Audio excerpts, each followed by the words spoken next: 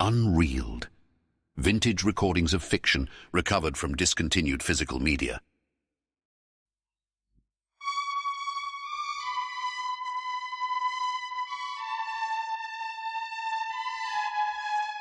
The Red Room.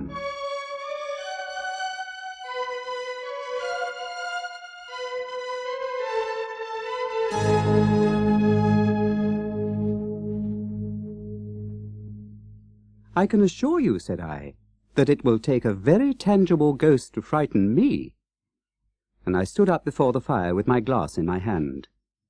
"It is your own choosing," said the man with the withered arm, and glanced at me askance. 28 years, said I have lived, and never a ghost have I seen as yet." The old woman sat staring hard into the fire, her pale eyes wide open. "Aye," she broke in, "and 28 years you've lived and never seen the likes of this house, I reckon. There's a many things to see when one's still but 28. She swayed her head slowly from side to side. "A many things to see and sorrow for." I half suspected the old people were trying to enhance the spiritual terrors of their house by their droning insistence. I put down my empty glass on the table and looked about the room, and caught a glimpse of myself, abbreviated and broadened to an impossible sturdiness, in the queer old mirror at the end of the room. "Well," I said, "if I see anything tonight, I shall be so much the wiser, for I come to the business with an open mind." "It's your own choosing," said the man with the withered arm once more. I heard the sound of a stick and a shambling step on the flags in the passage outside, and the door creaked on its hinges as a second old man entered, more bent, more wrinkled, more aged even than the first.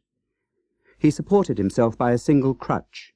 His eyes were covered by a shade, and his lower lip, half averted, hung pale and pink from his decaying yellow teeth. He made straight for an armchair on the opposite side of the table, sat down clumsily, and began to cough. The man with the withered arm gave this newcomer a short glance of positive dislike. The old woman took no notice of his arrival, but remained with her eyes fixed steadily on the fire. "I said, it's your own choosing," said the man with the withered arm, when the coughing had ceased for a while. "It's my own choosing," I answered. The man with the shade became aware of my presence for the first time, and threw his head back for a moment and sideways to see me. I caught a momentary glimpse of his eyes, small and bright and inflamed. Then he began to cough and splutter again. "Why don't you drink?" said the man with the withered arm, pushing the beer towards him. The man with the shade poured out a glassful with a shaky arm that splashed half as much again on the deal table. A monstrous shadow of him crouched upon the wall, and mocked his action as he poured and drank.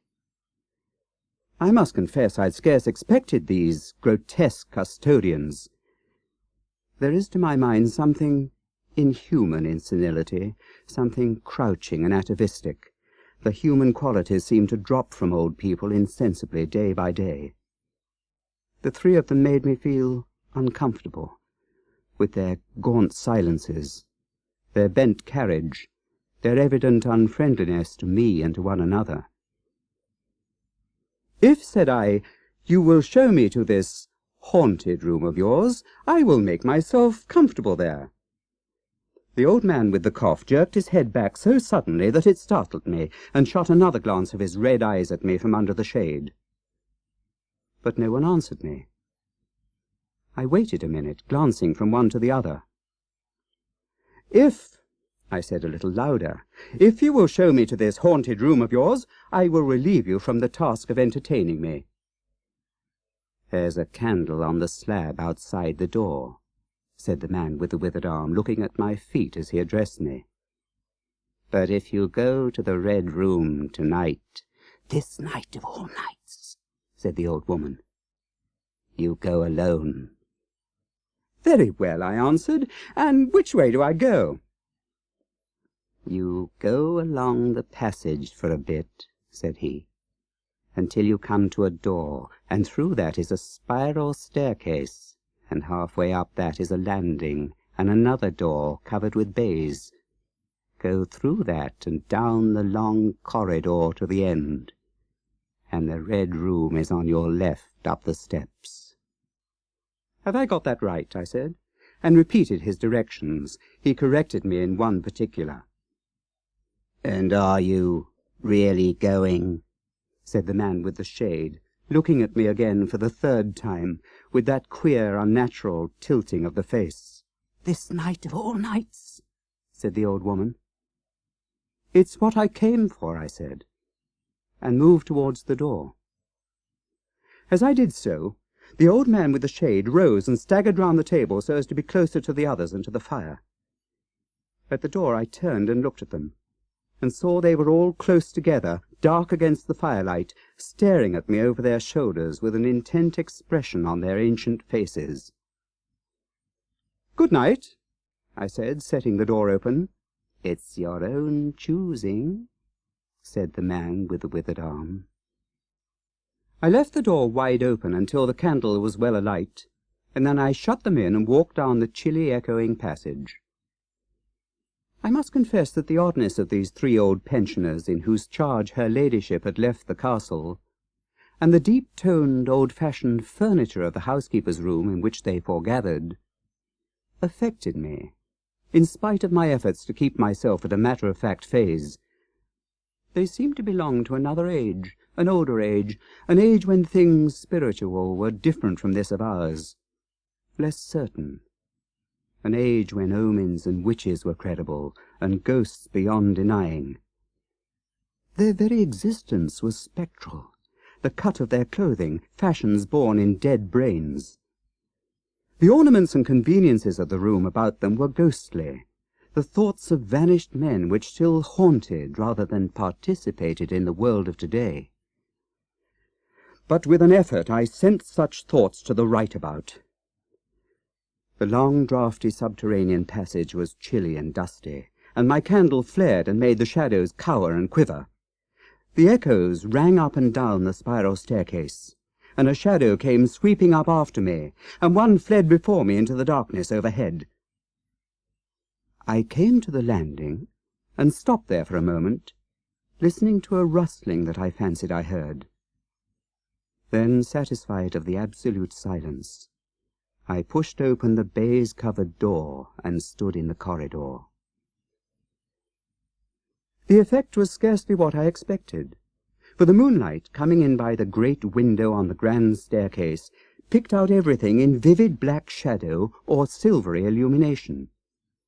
Everything was in its place. The house might have been deserted on the yesterday instead of 18 months ago. There were candles in the sockets of the sconces, and whatever dust had gathered on the carpets or upon the polished flooring was distributed so evenly as to be invisible in the moonlight. I was about to advance, and stopped abruptly. A bronze group stood upon the landing, hidden from me by the corner of the wall, but its shadow fell with marvellous distinctness upon the white panelling, and gave me the impression of someone crouching to waylay me. I stood rigid for half a minute, perhaps. Then, with my hand in the pocket that held my revolver, I advanced, only to discover a Ganymede and eagle glistening in the moonlight. That incident for a time restored my nerve, and a porcelain Chinaman on a buhl table, whose head rocked silently as I passed him, scarcely startled me. The door to the Red Room, and the steps up to it, were in a shadowy corner. I moved my candle from side to side in order to see clearly the nature of the recess in which I stood before opening the door. Here it was, thought I, that my predecessor was found, and the memory of that story gave me a sudden twinge of apprehension. I glanced over my shoulder at the Ganymede in the moonlight, and opened the door of the Red Room rather hastily, with my face half turned to the pallid silence of the landing.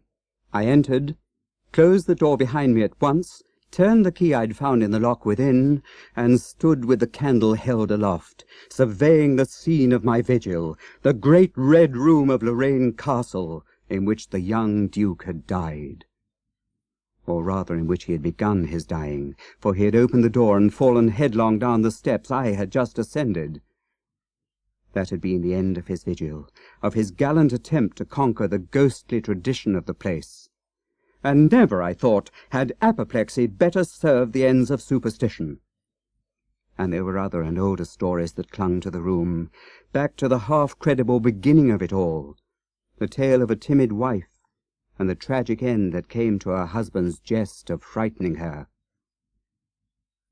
And looking around that large shadowy room, with its shadowy window bays, its recesses and alcoves, one could well understand the legends that had sprouted in its black corners, its germinating darkness.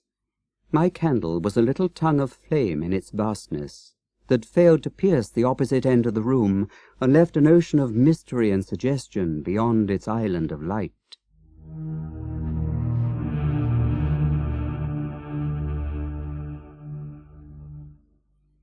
I resolved to make a systematic examination of the place at once, and dispel the fanciful suggestions of its obscurity before they obtained a hold upon me. After satisfying myself of the fastening of the door, I began to walk about the room, peering round each article of furniture, tucking up the valances of the bed, and opening its curtains wide. I pulled up the blinds and examined the fastenings of the several windows before closing the shutters, leant forward and looked up the blackness of the wide chimney, and tapped the dark oak panelling for any secret opening. There were 2 big mirrors in the room, each with a pair of sconces bearing candles, and on the mantel-shelf, too, were more candles in china candlesticks. All these I lit one after the other. The fire was laid, an unexpected consideration from the old housekeeper, and I lit it to keep down any disposition to shiver. And when it was burning well, I stood round with my back to it and regarded the room again. I had pulled up a chintz-covered arm-chair and a table to form a kind of barricade before me, and on this lay my revolver ready to hand. My precise examination had done me good, but I still found the remoter darkness of the place and its perfect stillness too stimulating for the imagination. The echoing of the stir and crackling of the fire was no sort of comfort to me. The shadow in the alcove at the end in particular had that undefinable quality of a presence, that odd suggestion of a lurking living thing that comes so easily in silence and solitude. At last, to reassure myself, I walked with a candle into it, and satisfied myself that there was nothing tangible there. I stood that candle upon the floor of the alcove, and left it in that position.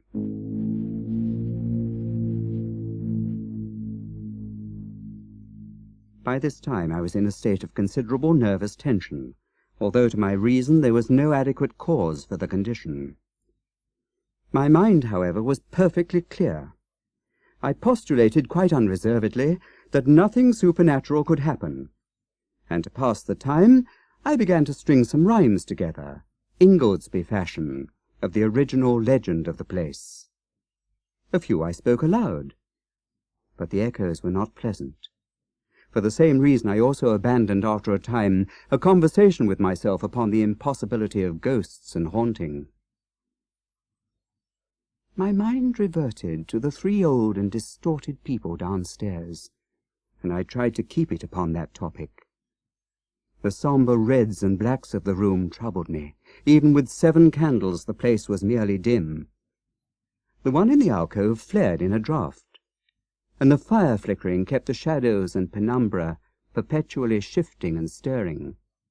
Casting about for a remedy, I recalled the candles I'd seen in the passage, and with a slight effort walked out into the moonlight, carrying a candle and leaving the door open, and presently returned with as many as 10. These I put in various knick-knacks of china with which the room was sparsely adorned, lit and placed where the shadows had lain deepest, some on the floor, some in the window recesses, until at last my 17 candles were so arranged that not an inch of the room but had the direct light of at least one of them. It occurred to me that when the ghost came, I could warn him not to trip over them. The room was now quite brightly illuminated.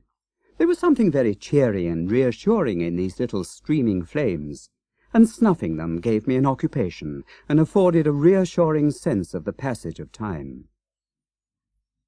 Even with that, however, the brooding expectation of the vigil weighed heavily upon me.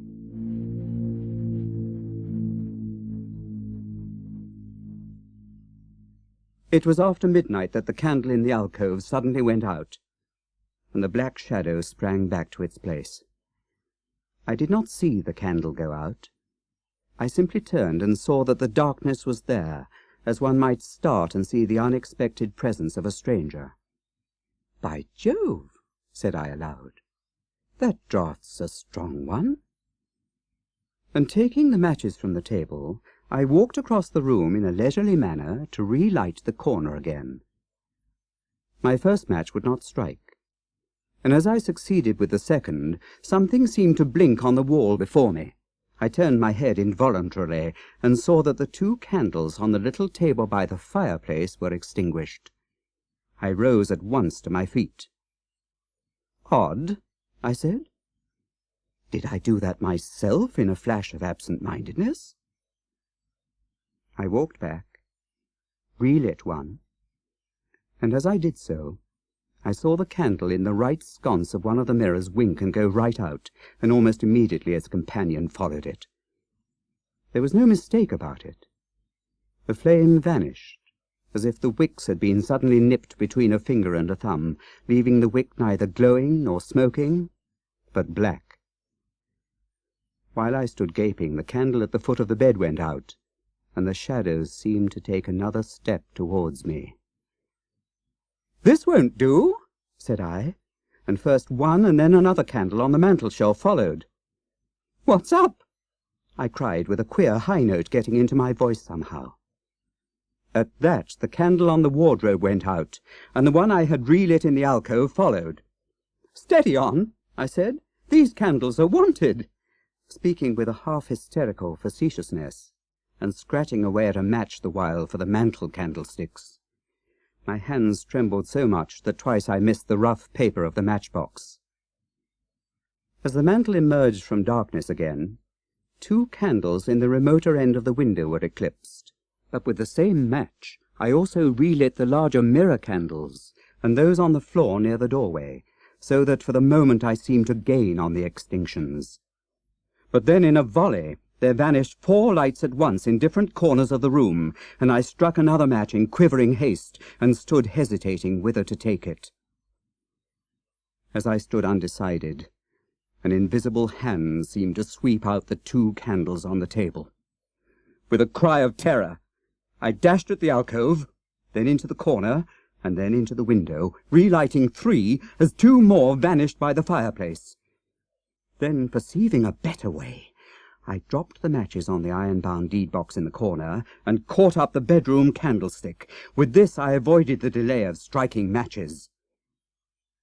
But for all that, the steady process of extinction went on, and the shadows I feared and fought against returned and crept in upon me. First a step gained on this side of me, and then on that. It was like a ragged storm cloud sweeping out the stars. Now and then one returned for a minute and was lost again. I was now almost frantic with the horror of coming darkness, and my self-possession deserted me. I leapt panting and dishevelled from candle to candle in a vain struggle against that remorseless advance. I bruised myself on the thigh against the table. I sent a chair headlong. I stumbled and fell and whisked the cloth from the table in my fall. My candle rolled away from me, and I snatched another as I rose. Abruptly this was blown out as I swung it off the table by the wind of my sudden movement, and immediately the 2 remaining candles followed. But there was light still in the room, a red light that staved off the shadows from me. The fire! Of course I could thrust my candle between the bars and relight it. I turned to where the flames were dancing between the glowing coals and splashing red reflections upon the furniture, made 2 steps towards the grate, and incontinently the flames dwindled and vanished, the glow vanished, the reflections rushed together and vanished, and as I thrust the candle between the bars, darkness closed upon me like the shutting of an eye, wrapped about me in a stifling embrace, sealed my vision, and crushed the last vestiges of reason from my brain. The candle fell from my hand. I flung out my arms in a vain effort to thrust that ponderous blackness away from me, and lifting up my voice, screamed with all my might. Once, twice, thrice! Then I think I must have staggered to my feet. I know I thought suddenly of the moonlit corridor, and with my head bowed and my arms over my face made a run for the door. But I had forgotten the exact position of the door, and struck myself heavily against the corner of the bed. I staggered back, turned, and was either struck or struck myself against some other bulky furniture. I had a vague memory of my battering myself thus to and fro in the darkness, of a cramped struggle, and of my own wild crying as I darted to and fro, of a heavy blow at last upon my forehead, a horrible sensation of falling that lasted an age, of my last frantic effort to keep my footing, and then I remember no more. I opened my eyes in daylight. My head was roughly bandaged, and the man with the withered arm was watching my face. I looked about me, trying to remember what had happened, and for a space I could not recollect. I turned to the corner and saw the old woman, no longer abstracted, pouring out some drops of medicine from a little blue phial into a glass. "Where am I?" I asked. "I seem to remember you, and yet I cannot remember who you are." They told me then, and I heard of the haunted Red Room as one who hears a tale. "We found you at dawn," said he, "and there was blood on your forehead and lips." It was very slowly I recovered my memory of my experience. "You believe now," said the old man, "that the room is haunted?" He spoke no longer as one who greets an intruder, but as one who grieves for a broken friend. "Yes," said I, "the room is haunted." "And you have seen it, and we who have lived here all our lives have never set eyes upon it, because we have never dared. Tell us, is it truly the old Earl who—" "No," said I, "it is not." "I told you so," said the old lady with the glass in her hand. "It is his poor young countess who was frightened." "It is not," I said. "There is neither ghost of Earl nor ghost of countess in that room. There's no ghost there at all. But worse, far worse." "Well?" they said.